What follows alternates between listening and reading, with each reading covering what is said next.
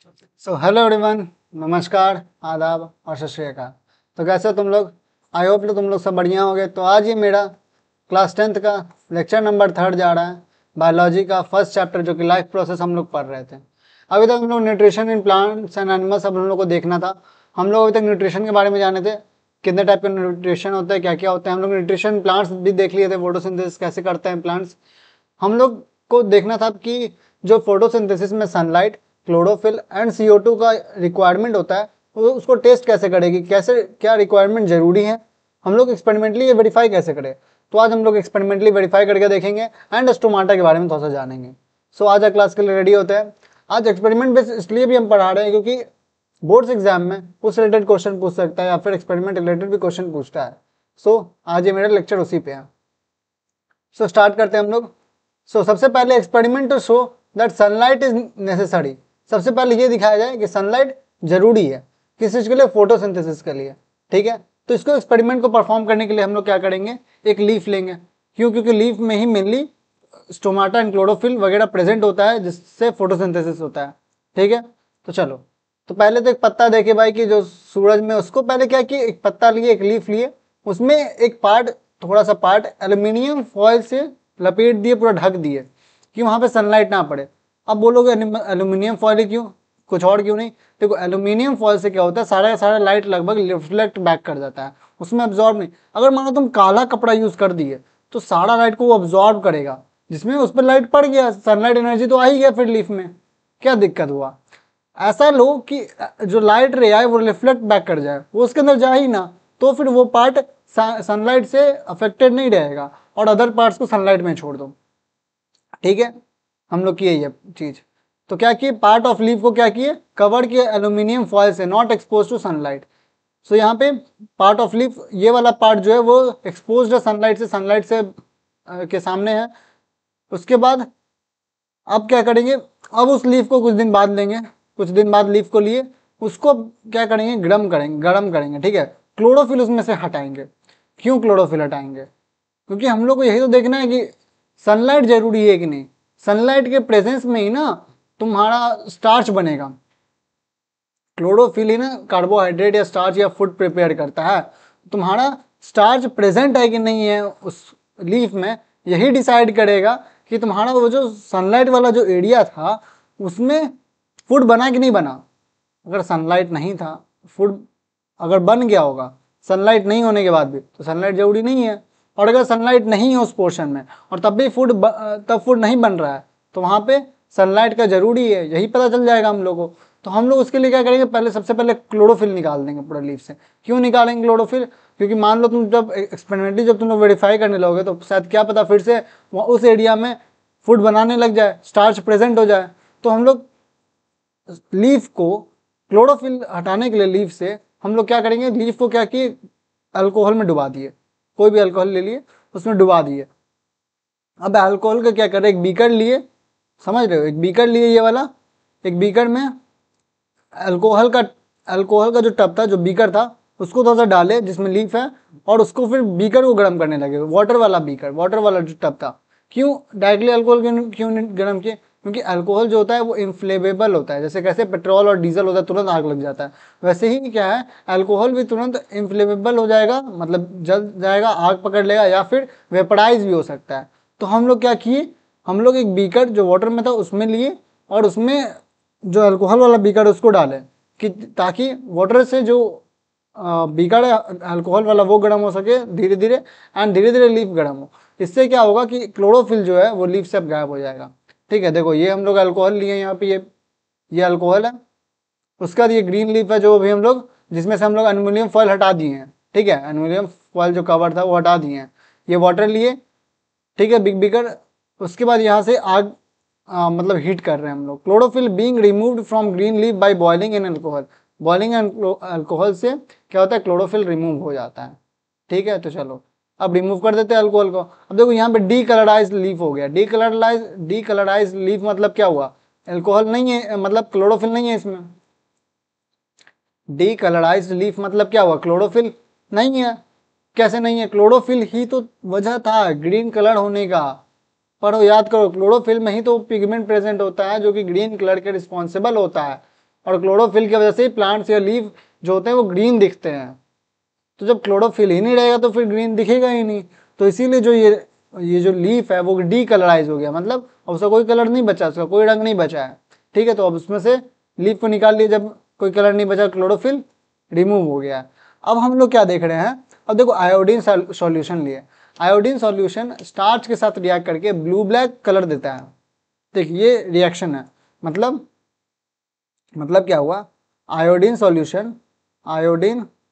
Solution जब हम लोग लेते हैं प्लस स्टार्च, अगर स्टार्च है वहां पे तो वो ब्लू ब्लैक कलर देता है, ब्लू ब्लैक कलर। ठीक है, ये कलर हो जाता है। सो अब हम लोग को यही पता करना है।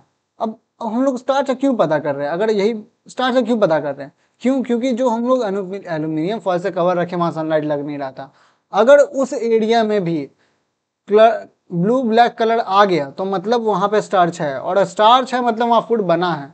तो सनलाइट के बिना भी वहां पे फूड बन गया, मतलब सनलाइट जरूरी नहीं है। और अगर सनलाइट के बिना वहां फूड नहीं बना है तो मतलब सनलाइट जरूरी है। इसीलिए हम लोग आयोडीन स्टार्च सॉल्यूशन, यहाँ आयोडीन स्टार्च टेस्ट कर रहे हैं यहाँ। तो हम लोग क्या किए, आयोडीन लिए ड्रॉपर। ठीक है, आयोडीन ड्रॉपर लिए, उसके बाद देखो इस लीफ में हम डाले, सबसे पहले इस जगह पे डाले तो देखो ये ब्लू ब्लैक कलर आ गया। ठीक है, तो यहाँ पे इसका मतलब क्या हुआ, स्टार्च प्रेजेंट है। तो सनलाइट के एक्सपोजिंग में था तो स्टार्च तो प्रेजेंट होगा ही, स्टार्च बना, फूड बना। यहाँ भी क्या हुआ, स्टार्च प्रेजेंट है, तो मतलब एक्सपेरिमेंट में तो कोई गड़बड़ है नहीं, कोई गड़बड़ी नहीं हुआ, क्लोरोफिल हट चुका है पूरी तरह से। स्टार्च के प्रेजेंट होने के कारण यहाँ पे आयोडीन ब्लू ब्लैक कलर दे रहा है, बट यहाँ पे कोई ब्लू ब्लैक कलर नहीं आया। तुम समझ रहे हो, ये एरिया में जो है यहाँ पे कोई ब्लू ब्लैक कलर आया ही नहीं। इसका मतलब क्या हुआ, तो इसका मतलब ये हुआ कि वहां स्टार्च नहीं है, और अगर स्टार्च नहीं है मतलब वहां पे सनलाइट लगा नहीं था। तो बात समझ में आया, ये एक टेस्ट है, एक्सपेरिमेंट है, जिससे हम लोग ये पता चलता है कि सनलाइट नेसेसरी है फोटोसिंथेसिस के लिए। ठीक, तो इसको थोड़ा सा इरेज कर देते हैं साफ सुथरा। सब बात समझ में आ गया तुम लोग को। यही इसी एक्सपेरिमेंट से हम लोग ये पता किए कि भाई जरूरी है सनलाइट फोटोसिंथेसिस होने के लिए। So since the part of the leaf which was covered, जो कि कवर था, and hidden from sunlight does not contain starch, वो स्टार्च नहीं कंटेन करता, but the part of leaf which was exposed to sunlight contain starch, therefore we conclude that sunlight is necessary for photosynthesis। इसी से हम लोग क्या पता चला, सनलाइट जरूरी है फोटोसिंथेसिस के लिए, to make food like starch। From the above experiment we actually got two conclusion। इस एक्सपेरिमेंट से दो कंक्लूजन मिलता है, क्या क्या, sunlight is necessary for the process of photosynthesis, ये तो पता चला कि सनलाइट जरूरी है फोटोसिंथेसिस होने के लिए। ठीक, leaves make starch as food by photosynthesis, leaves क्या करता है, वो फूड क्या किस फॉर्म में बनाता है, स्टार्च के फॉर्म में बनाता है फोटोसिंथेसिस से। और हम ये बताए भी थे, जो लीफ है वो फोटोसिंथेसिस से ग्लूकोज बनाता है, ग्लूकोज स्टार्च में कन्वर्ट हो जाता है। ठीक, जो कि स्टोर हो जाता है फूड। तो फूड किस फॉर्म में बनाया, स्टार्च के फॉर्म में बनाया फोटोसिंथेसिस। तो दो बात हम लोग को पता चला कि बिना सनलाइट के फोटोसिंथेसिस नहीं होगा, और स्टार्च ही बनता है as a food by photosynthesis. बात समझ में आ गया, चलो ठीक। अब दूसरा, अब थोड़ा सा एक अलग चीज पे आते हैं, वेरीगेटेड लीव्स किसको कहते हैं, ठीक है, वो हम लोग समझते हैं। सो कुछ प्लांट्स होते हैं, तुम लोग देखे होंगे, कुछ प्लांट्स होते हैं जो कि पूरा ग्रीन कलर का नहीं होता है। ठीक है, मतलब कहीं कहीं कोई प्लांट रेड या फिर रेड और या फिर कुछ और कलर का भी होता है, ग्रीन कलर का प्लांट नहीं रहेगा। जैसे तुम इस एग्जाम्पल में देखो, इस पौधे को देखो, ये बीच बीच में ग्रीन है, समझ रही है, बीच बीच में ग्रीन है, साइड साइड में ग्रीन नहीं है। तो इसका मतलब क्या हुआ, इसका मतलब हुआ क्या, इसका मतलब यही हुआ कि जो साइड साइड वाला जो एरिया है उसमें क्लोरोफिल प्रेजेंट नहीं है, और जो ग्रीन वाला एरिया है उसमें क्लोरोफिल प्रेजेंट है। तो जो क्लोरोफिल प्रेजेंट है एरिया, उसी में अगर सनलाइट पड़ेगा तो फोटोसिंथेसिस हो पाएगा। जो व्हाइट वाला एरिया उसमें क्लोरोफिल है नहीं, तो उसमें जो क्लोरोफिल नहीं है तो उसमें फोटोसिंथेसिस नहीं हो पाएगा, सिंस क्लोरोफिल जरूरी होता है। तो क्लोरोफिल जरूरी होता है ये हम लोग कैसे मान ले, तो इसके लिए हम लोग फिर एक्सपेरिमेंट करेंगे, दिखाएंगे कि देखो क्लोरोफिल जरूरी है, क्लोरोफिल प्रेजेंट है ग्रीन वाले पार्ट में, तभी वहां पे फोटोसिंथेसिस हो रहा है। ठीक है, तो पहले यह होता क्या है, ठीक। So there are some plants whose leaves are partially green and partially white, कुछ पार्शियली ग्रीन पार्शियली व्हाइट या डिफरेंट कलर्स के भी हो सकते हैं, रेड ब्लू ब्लैक कोई भी और कलर के हो सकते हैं। ठीक है, the green part of such a leaf contains chlorophyll, जो ग्रीन प्लांट होता है, जो ग्रीन पार्ट होता है उस प्लांट का, उसमें क्लोरोफिल होता है, but the white part of such a leaf does not contain chlorophyll, वहां पे क्लोरोफिल नहीं होता है। The leaves which are partially green and partially white are called variegated leaves, जिसे क्या बोलते हैं, वेरीगेटेड लीव्स बोलते हैं। The plant such as croton and coleus have variegated leaves which are partially green and partially white। ये सब example of croton and कीलस, जो कि जिसका लीफ कैसा होता है, पार्शियली ग्रीन होता है, पार्शियली व्हाइट होता है। ठीक, क्रोटन क्या हुआ, क्रोटन और कीलस। ठीक, चलो अब एक्सपेरिमेंट करते हैं। तो एक्सपेरिमेंट कैसे किए हम लोग, यहाँ पे वेरीगेटेड लीफ लिए। क्या एक्सपेरिमेंट है, क्या करना है हम लोग को, क्लोरोफिल बताना है नेसेसरी है कि नहीं। ठीक है, देखो एक्सपेरिमेंट का तुम लोग को स्टेप्स और प्रोसीजर खुद से शॉर्ट फॉर्म में लिखना। हम बुक का यहाँ पे सारा स्टेप्स नहीं लिया, क्योंकि बुक में बहुत बड़ा स्टेप्स लिखा हुआ है। हम तुम लोग को समझाते जा रहे हैं, तुम लोग उस अपने मन से तुमको खुद से स्टेप्स बनाना होगा। स्टेप्स खुद से क्रिएट करोगे, तुमको एक्सपेरिमेंट ध्यान हो जाएगा, तुमको एक्सपेरिमेंट याद रह जाएगा। तुमको सब कुछ मटेरियल प्रोवाइड कर दिया जाएगा, तो फिर खुद का भी तो दिमाग लगाना चाहिए ना। तो खुद से स्टेप बनाओ, सही रहेगा। चलो, यहाँ पे क्या बताना है, क्लोरोफिल जरूरी है किसी एक्सपेरिमेंट, किसी फोटोसिंथेसिस होने के लिए। तो हम लोग वेरीगेटेड लीफ लिए। ठीक है, यहाँ पे क्या लिए, वेरीगेटेड लीफ लिए, जो भी हम लोग बात किए। ठीक है, तो वेरीगेटेड लीफ में कुछ पार्ट्स ग्रीन और कुछ पार्ट व्हाइट होगा। तो यहाँ पे नो क्लोरोफिल है, और यहाँ पे क्लोरोफिल प्रेजेंट है ग्रीन पार्ट में। ठीक, चलो, तो क्लोरोफिल प्रेजेंट है। अब हम लोग आगे एक्सपेरिमेंट करते हैं। तो सबसे पहले डी कलराइज करेंगे। डी कलराइज मतलब अल्कोहल हटाएंगे, मतलब क्लोरोफिल हटाएंगे। क्लोरोफिल हटा दिए पूरे लीफ से, क्लोरोफिल पूरे लीफ से हटा दिए। ठीक, अब सिंस क्लोरोफिल हटा दिए हैं, कैसे हटाए होंगे अभी पढ़े हम लोग। क्लोरोफिल कैसे हटाएंगे, अल्कोहल में बॉयल करके। डायरेक्टली अल्कोहल को बॉयल नहीं करना है, उसको एक बीकर में लेना है जो कि वाटर से भरा हो, वाटर को बॉयल करना है। वाटर की हीट से धीरे धीरे अल्कोहल बॉयल होगा, जिससे जो लीफ है वो धीरे धीरे डीकलराइज हो जाएगा, क्लोरोफिल इसमें प्रेजेंट नहीं रहेगा। तो पहले क्लोरोफिल ग्रीन पार्ट में प्रेजेंट था वेरीगेटेड लीफ में, व्हाइट पार्ट में नहीं था। अब पूरे के पूरे पार्ट ऑफ द लीफ में नहीं है क्लोरोफिल। ठीक है, डीकलराइज हो गया है। तो अब हम लोग क्या किए, फिर से वो आयोडीन सॉल्यूशन लिए और उसको पूरे लीफ पे छिड़के। जहां स्टार्च रहेगा वहां ब्लू ब्लैक दे देगा, और जहां स्टार्च नहीं रहेगा वहां ब्लू ब्लैक नहीं देगा। सो हम लोग जब इस ड्रॉपर को, आयोडीन सॉल्यूशन को जब हम लोग इस पार्ट पे डाले, जो व्हाइट वाला पार्ट था उस पे डाले, तो उस पर कोई कलर ही नहीं आया। नो कलर चेंज, वहां कोई कलर चेंज नहीं दिखा।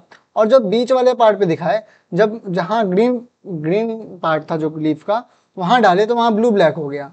समझ रहे हो, turns blue black, starch present. अगर ब्लू ब्लैक हो रहा है तो ये क्या इंडिकेटर है कि स्टार्च वहां पे है। और स्टार्च कहाँ पे है, जहां ग्रीन पार्ट था। तो जहां ग्रीन पार्ट रहेगा वहीं पे फोटोसिंथेसिस होगा। और ग्रीन पार्ट क्यों होता है, क्लोरोफिल की वजह से। तो क्लोरोफिल जहां है वहीं पे फोटोसिंथेसिस होगा, जहां क्लोरोफिल नहीं है वहां फोटोसिंथेसिस नहीं होगा। तो इससे क्या पता चला, chlorophyll is necessary for the photosynthesis. बात समझ में आ गया। चलो ठीक है, आगे बढ़ते हैं। देखो यहाँ पे लिखा है no blue black colour present, iodine solution being poured on decolourised leaf. Decolourised leaf पे आयोडीन सॉल्यूशन डाल रहे हैं। सो कंक्लूजन क्या निकला, from this observation we concluded that photosynthesis to make starch takes place in the presence of chlorophyll. ये chlorophyll के presence में होता है। In other words chlorophyll is necessary for the process of photosynthesis to take place. बात समझ, diagram याद रखना। Diagram याद रखोगे तुम पूरा स्टेप्स लिख सकते हो अपने मन से। नहीं, तुम्हारा अगर डायग्राम नहीं याद रहेगा तो तुम स्टेप्स नहीं लिख पाओगे सही से। बात समझ में आया। और क्लास 10th के बोर्ड्स एग्जाम में ये जरूरी होता है कि तुम्हारा डायग्राम रहे, और डायग्राम के साथ तुम प्रोसीजर देखो। डायग्राम अगर तुम्हारा रहेगा, टीचर तुम्हारा आधा ऐसे ही खुश है। टीचर आधा ऐसे ही खुश है। डायग्राम अगर तुम्हारा बायोलॉजी जैसे सब्जेक्ट में तो बिल्कुल डायग्राम है तो आधा खुश हो गया। उसका तुम बस पॉइंट्स को अच्छे से लिख दो, बात खत्म। वो शायद 70% पढ़े भी ना तुम्हारा क्या लिखा हुआ है, बट वो हाईलाइट करके देख लेगा, अच्छा अच्छा ये चीजें हो गया, मार्क्स दे दो। और अगर तुम्हारा डायग्राम क्लियर नहीं है और तुम बहुत अच्छे से लिख रहे हो, तो शायद परसेंटेज है कि मार्क्स देगा ही, बट वो मार्क्स उस माइंडसेट से नहीं देगा कि भाई हमको फुल देना है। बात समझ रहे हो, क्योंकि माइंडसेट टीचर का कॉपी चेक करने में बहुत डिपेंड करता है, बहुत मैटर करता है।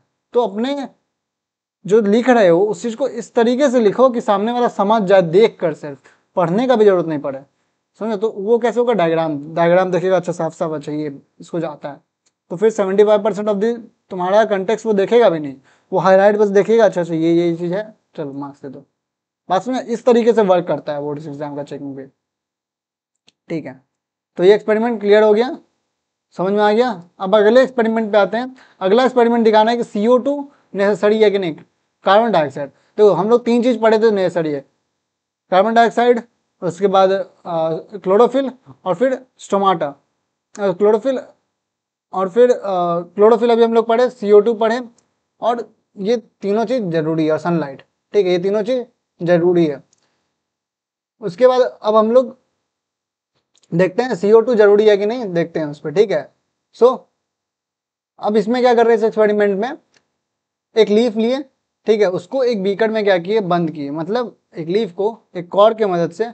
अब तुम बोलोगे यार कि ऐसे कैसे हो रहा है, लीफ आर पार कैसे हो जा रहा है, नहीं आर पार नहीं है, तुम समझो। एक बीकर लिए, कॉर्क क्या होता है, बहुत स्पंज टाइप होता है थोड़ा सा, ठीक है, तो उसमें से क्या कॉर्क को फंसा है, कॉर्क से पूरा जो बीकर है वो बंद हो गया, बट वो जो लीफ है एकदम, लीफ पतला होता है यार, तो लीफ पतला है तो वो निकल गया एक लेयर बस, और उसको क्या किया, आधा जो बीकर में, वो लीफ आधा अंदर हो गया और आधा बाहर हवा में है। ठीक, तो जो बाहर हवा में उसके आसपास CO2 रहेगा पूरा का पूरा, ये तुम लोग जानती हो। अगर जो बाहर हवा में रहेगा पार्ट, उसमें CO2 रहेगा, और जो अंदर यहाँ पे नो कार्बन डाइऑक्साइड रहेगा, मतलब नो कार्बन डाइऑक्साइड, और बाहर में क्या होगा, बाहर कार्बन डाइऑक्साइड होगा। और देखो अब अंदर अंदर क्या, पोटेशियम हाइड्रोक्साइड सॉल्यूशन होता है, जो कि अब्जॉर्ब क्या करता है, कार्बन डाइऑक्साइड को अब्जॉर्ब करता है। हम लोग पोटेशियम हाइड्रोक्साइड सॉल्यूशन अंदर रख लिए बीकर के, बीकर में तो हवा आया होगा तो उसमें CO2 होगा, तो उसके लिए क्या किया हम लोग, पोटेशियम हाइड्रोक्साइड सॉल्यूशन ले लिए। पोटेशियम हाइड्रोक्साइड सॉल्यूशन क्या करता है, सारे CO2 को सोख लेता है अपने अंदर। ठीक है, वो रिएक्शन होता है, आगे जाके तुम लोग पढ़ोगे ये क्या होता है यहाँ पे, कि CO2 को कैसे सोखता है। तो तुम लोग बस इतना जानो, potassium hydroxide solution, potassium hydroxide का क्या होता है केमिकल फॉर्मूला, अगर लिखने जाओगे तो पोटेशियम हाइड्रोक्साइड, ठीक है, पोटेशियम हाइड्रोक्साइड का फॉर्मूला क्या हो जाएगा, KOH। ठीक है, तो ये हुआ KOH क्या करता है, सारे के सारे CO2 को अपने अंदर सोख लेगा, एब्जॉर्ब कर लेगा। ठीक है, देखो यहाँ लिख रहा है, the upper part of a leaf has carbon dioxide around it but the lower half of the leaf has no carbon dioxide available to it. अब आसपास यहाँ पे कोई कार्बन डाइऑक्साइड नहीं है लीफ के नीचे, तभी ना हम लोग को पता चलेगा कि कार्बन डाइऑक्साइड के बिना और कार्बन डाइऑक्साइड के साथ क्या फर्क है। सो फिर से डीकलराइज कर दिए, क्योंकि भैया स्टार्च से ही ना प्रेजेंट पता चल पाएगा कि फोटोसिंथेसिस हुआ कि नहीं हुआ। जहाँ स्टार्च बन रहा है मतलब वहाँ फोटोसिंथेसिस हो रहा है, जहाँ नहीं बन रहा है वहाँ फोटोसिंथेसिस नहीं हो रहा है, इसीलिए हम लोग बार बार डीकलराइज कर दे रहे हैं। तो डीकलराइज कैसे कर रहे हैं, अल्कोहल में वाटर को बॉयल करके। अल्कोहल को डायरेक्टली नहीं बॉयल करते हैं हम लोग, कैसे करते हैं, अल्कोहल को वाटर बीकर में डाल के वाटर बीकर को बॉयल करते हैं, हीट करते हैं, जिससे वो अल्कोहल धीरे धीरे अपने आप हीट होना स्टार्ट हो जाता है, जिससे जो लीफ है वो डीकलराइज हो जाता है अपने आप। सो इसमें से क्लोरोफिल हट गया है, डीकलराइज मतलब क्लोरोफिल रिमूव हो चुका है उसमें से। अब हम लोग फिर से आयोडीन स्टार्च टेस्ट किए, तो फिर से हम लोग जब आयोडीन सॉल्यूशन डालेंगे तो जो पार्ट हवा में फ्री था, मतलब जो ये पार्ट हवा के साथ था, एयर के साथ था, और ये पार्ट क्या था, बीकर में था, लीफ का नीचे वाला पार्ट वो बीकर में था और ऊपर वाला पार्ट एयर में था। तो जो ऊपर वाला पार्ट था उसमें जब आयोडीन सॉल्यूशन डाले तो देखिए कि ब्लू ब्लैक कलर में चेंज हो गया, बट जो नीचे लोअर पार्ट था जो कि बीकर में बंद था, उसमें क्या पता चल रहा है, उसमें यही देखा गया कि वो ब्लू ब्लैक में चेंज नहीं हुआ है, तो मतलब उसमें स्टार्च प्रेजेंट नहीं है, और अगर स्टार्च प्रेजेंट नहीं है मतलब फोटोसिंथेसिस नहीं हो रहा है वहाँ पे, और ऊपर फोटोसिंथेसिस हुआ है उस पार्ट में। सो मीन्स इसका मतलब क्या हुआ, बिना कार्बन डाइऑक्साइड के फोटोसिंथेसिस नहीं अकर होगा। समझा, तीनों कंडीशन जरूरी है, सनलाइट भी जरूरी है, क्लोरोफिल भी जरूरी है, और CO2 भी जरूरी है। So from this observation we conclude that photosynthesis to make a starch in the leaf does not take place without carbon dioxide. In other words, carbon dioxide is necessary for the process of photosynthesis to take place.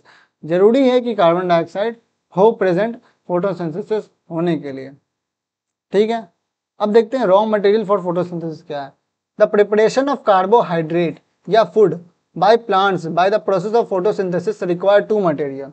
Raw material क्या क्या चाहिए photosynthesis में, raw material जो directly हम लोग utilise कर रहे हैं, तो रॉ मटेरियल क्या क्या चाहिए, सबसे पहला चाहिए कार्बन डाइऑक्साइड जो कि हम लोग नेचर से डायरेक्टली ले रहे हैं, और वाटर। बात समझ, जैसे फोटोसिंथेसिस प्रिपेयर होने के लिए हम लोग रॉ मटेरियल क्या होते हैं, जैसे पहले बात तो समझो रिएक्शन क्या था, याद करो वापस से, CO2 प्लस H2O, ठीक, प्लस सनलाइट एंड क्लोरोफिल यहाँ प्रेजेंट रहेगा। ठीक, तो फिर क्या देगा, C6H12O6 प्लस O2, और इसको बैलेंस कैसे करेंगे, 6CO2 प्लस 6H2O, और यहाँ पे 6O2 हो जाएगा, बैलेंस फॉर्म भी याद रखना। तो ये फोटोसिंथेसिस का रिएक्शन है। तो CO2 और H2O ही ना रॉ मटेरियल है भैया, रॉ मिनरल है, रॉ मटेरियल है जो कि फोटोसिंथेसिस में चाहिए। तो इसीलिए रॉ मटेरियल क्या हुआ, कार्बन डाइऑक्साइड एंड वाटर। तो कार्बन डाइऑक्साइड एंड वाटर मिल कहाँ से रहा है, अब हम लोग ये बात करते हैं, ठीक है। तो कहाँ से मिल रहा है, so how the plants obtain carbon dioxide, carbon dioxide आ कहाँ से रहा है, तो कहाँ से आ रहा है, स्टोमाटा से आ रहा है। स्टोमाटा कहाँ प्रेजेंट है, क्लोरोफिल में प्रेजेंट। हम लोग पिछले क्लास में देख चुके थे स्टोमाटा कहाँ प्रेजेंट होता है, मीजोफिल सेल्स के अराउंड होता है। हम लोग देखे थे पिछले क्लास में, जाके last part of the video में देखना, वहां पे बताया हम, ठीक है। तो स्टोमाटा से CO2 आता है, ठीक है, पढ़ते हैं। See there are a large number of tiny pores called stomata on the surface of the leaves of plant, ठीक है। जो सर्फेस होता है लीफ का, वहां पे तुम लाखों के नंबर में क्या होता है, छोटे छोटे पोर्स होते हैं, छोटे छोटे छेद होते हैं। जब तुम बहुत माइक्रोस्कोप से डिटेल में देखोगे तब इस तरीके से छेद दिखता है। ये क्या है, एक पोर है, ये पोर है, ठीक है, ये पोर है। तो इस तरीके से पोर्स बहुत सारे प्रेजेंट होते हैं on the surface of the leaf.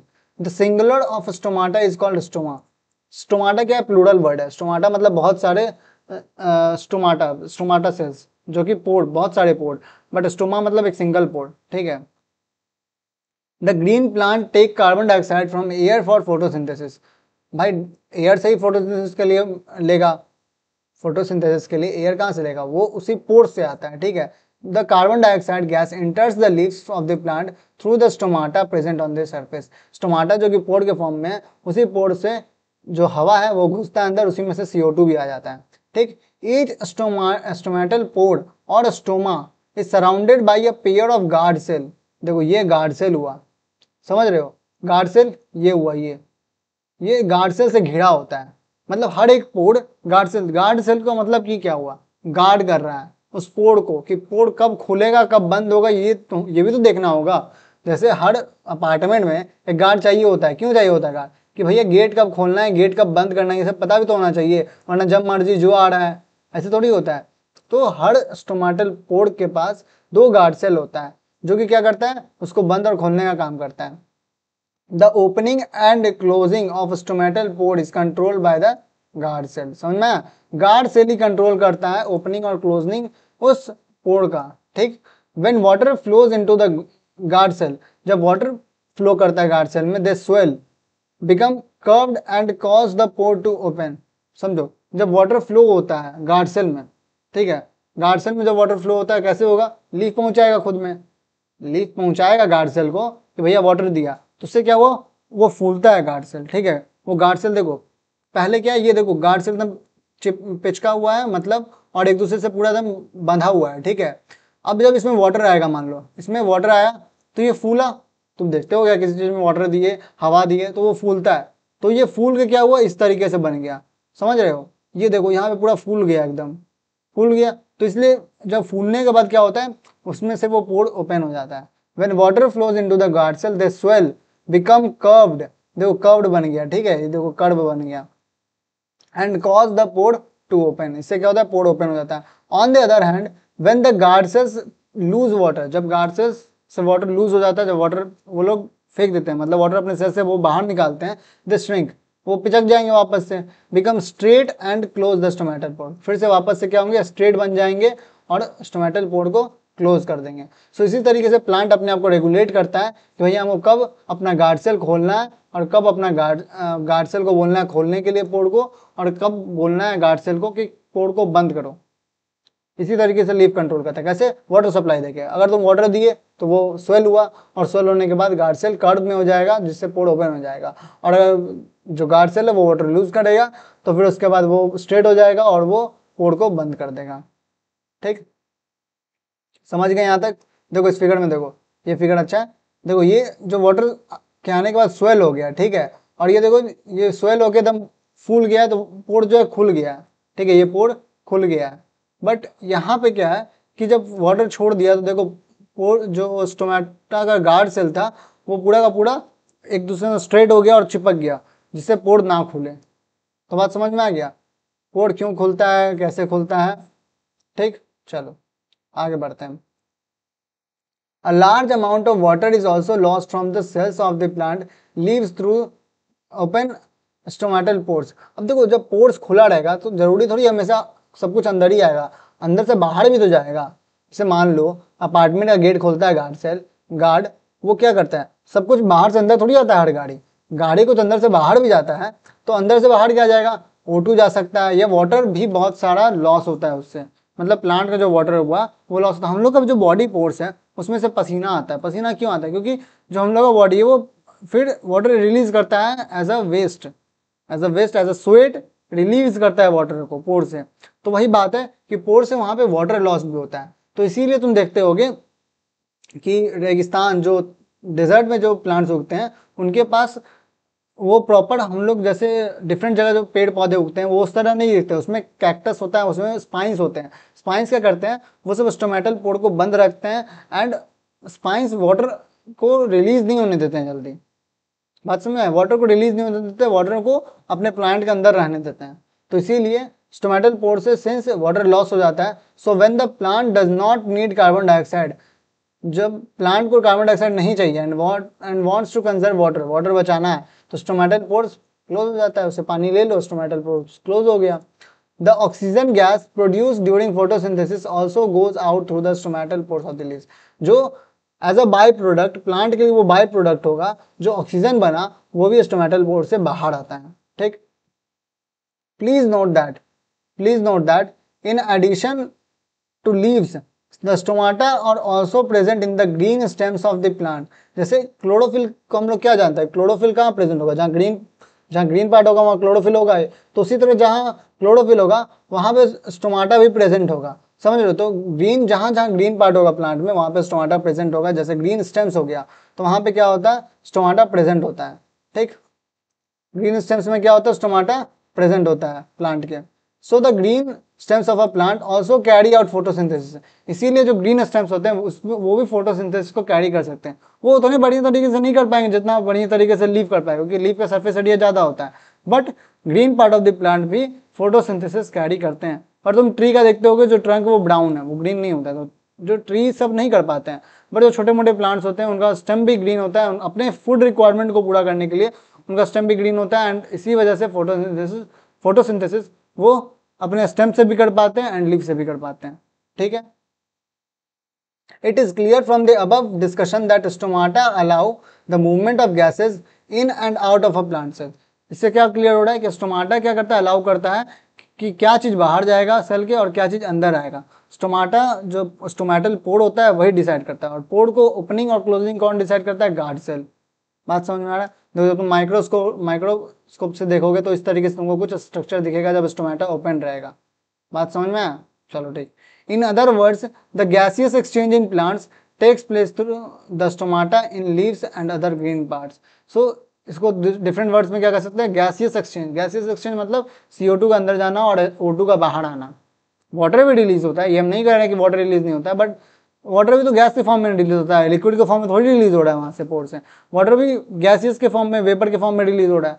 तो जो गैसेस जो एक्सचेंज हो रहा है उस पोर से, वो गैसेस एक्सचेंज स्टोमाटा के लीव्स में ही नहीं सिर्फ होगा, वो other parts of the plant में भी रिलीज होगा। गैसेस एक्सचेंज प्लेस होता है कहाँ से, स्टोमाटा से। बात समझ में आ गया, यहाँ तक क्लियर है। देखो परेशानी नहीं होना चाहिए, और अगर कुछ दिक्कत हो तो पूछ लेना हमसे, दिक्कत होना नहीं चाहिए ऐसे। ठीक है, बहुत मुश्किल टॉपिक नहीं है, तुम लोग को पता है आधा कुछ, हम लोग फिर से रिवाइज कर रहे हैं या फिर से जान रहे सारा कुछ। ठीक है, जिनको नहीं पता उनको वो लोग सीख रहे हैं। सो अब वाटर कहाँ से पूरा करता है, हम लोग समझ गए। CO2 कहाँ से लेता है भैया, स्टोमेटा से लेता है, स्टोमेटल पोर से। Stomatal pore guard cell guide करता है, और स्टोमेटल पोर के ओपनिंग और क्लोजिंग गार्ड सेल गाइड करता है। ठीक है, तो वाटर कहाँ से लाते हैं, so the water required by the plants, क्या बोल रहे हैं, the water required by the plants for photosynthesis is observed by the roots of the plant from the soil through the process of osmosis। अभी osmosis क्या हो गया, देखो osmosis, diffusion सुने हो तुम लोग, डिफ्यूजन पढ़े होगे, मतलब एक हायर कंसंट्रेशन से लोअर कंसंट्रेशन की तरफ चीजें का मिलना। मतलब बताते हैं तुमको, जैसे तुम चीनी लिए, ठीक है, चीनी को तुम पानी में घोले तो क्या हुआ, चीनी डिजोल्व हो गया, डिफ्यूज हो गया पूरे के पूरे पानी में, तो वो डिफ्यूजन है। जैसे हाँ, अगरबत्ती से जो धुआं निकलता है, मान लो तुम एक जगह अगरबत्ती जलाए, यहाँ पे पूरे रूम में महक जाएगा, वो क्या हुआ, diffusion of air particles, diffusion of वो अगरबत्ती का जो पार्टिकल्स है, एयर गैसेस है, वो पूरे हवा में, पूरे रूम के हवा में वो डिफ्यूज हो गया, फैल गया। तो इसी को कहते हैं डिफ्यूजन। मतलब हायर, और डिफ्यूजन में क्या होता है, हायर कंसंट्रेशन से लोअर कंसंट्रेशन जाता है। अगर तुम डिफ्यूजन का बात करोगे डिफ्यूजन तो समझा मिक्सिंग ऑफ पार्टिकल्स, चाहे वो सॉलिड का हो, लिक्विड में, लिक्विड का हो गैस में, गैसियस गैस टू गैस हो, जैसे भी हो। तो डिफ्यूजन मिक्सिंग ऑफ पार्टिकल हुआ। डिफ्यूजन क्या होता है? High concentration to low concentration होता है, ठीक है, लो कंसेंट्रेशन होता है। ये क्या हुआ इसका मतलब डिफ्यूजन हमेशा जहाँ पे चीज ज्यादा है वहां से वहीं जाएगा जहाँ पे चीजें कम हो। मतलब जैसे अगरबत्ती का जो पार्टिकल्स था, वो जो स्मेल था, वो जो पार्टिकल्स था जो अगरबत्ती जलने के बाद, वो वहाँ पे डेंस है अगरबत्ती के आसपास बहुत ज्यादा। जैसे अगरबत्ती है, ये जल रहा है, तो यहाँ पे इसका पार्टिकल्स बहुत ज्यादा डेंस रहेगा। बट जो मान लो यहाँ मेरा सराउंडिंग है, जैसे ये सब सराउंडिंग है, यहाँ पे अगरबत्ती का पार्टिकल्स नहीं है, तो ये जो पार्टिकल्स है वो यहाँ से डिस्प्लेस होते हुए, फैलते हुए यहाँ पे आएगा। तो अगरबत्ती का पार्टिकल्स कहाँ जा रहा है? ये अपना हायर कंसंट्रेशन, मतलब जहाँ पे बहुत ज़्यादा प्रेजेंट है, हायर कंसंट्रेशन से लोअर कंसंट्रेशन की ओर जा रहा है, इसको कहते हैं डिफ्यूजन। और ऑस्मोसिस क्या होता है? लोअर कंसंट्रेशन से हायर कंसंट्रेशन पे जा रहा होता है, इसी का उल्टा, इसलिए एनर्जी रिक्वायर्ड होता है। बात समझा? तो जो वाटर है, जो रूट ले रहा है, वो रूट लिया, अब उसको कहाँ पहुंचाना है? अपने लीव्स पे पहुंचाना है, अपने top of the part of the plant को पहुंचाना है, top part of the plant, मतलब नीचे से ऊपर पहुंचाना है। तो उसको वर्क डन करना पड़ेगा। ऐसा नहीं होगा कि वाटर अपने आप गया रूट में और सीधे ऊपर पहुंच जाएगा। जैसे तुमको ग्राउंड से भी जब पानी निकालते हो तो मोटर चाहिए होता है तुमको, एनर्जी तुम देते हो पानी को, तब वो खींचाता है ऊपर, तब वो तुम्हारी टंकी में आ पाता है। मोटर नहीं रहेगा तो पानी अपने आप नहीं नीचे से ग्राउंड वाटर से टंकी तक आ जाएगा, तुम्हारे नहीं आएगा ऐसे। तो उसी तरह प्लांट्स को भी एनर्जी अपना लगाना पड़ता है to get water from higher concentration to lower concentration, और इसी प्रोसेस को क्या कहते हैं? ऑस्मोसिस कहते हैं। तो वाटर कहाँ से लेता है, पूरा करता है प्लांट? रूट से पूरा करता है, ठीक है, ऑस्मोसिस के through. The water absorbed by the roots of the plant is transported upward through the xylem vessels to the leaves, where it reaches to the photosynthetic cells and utilized in photosynthesis। कैसे कैसे गया?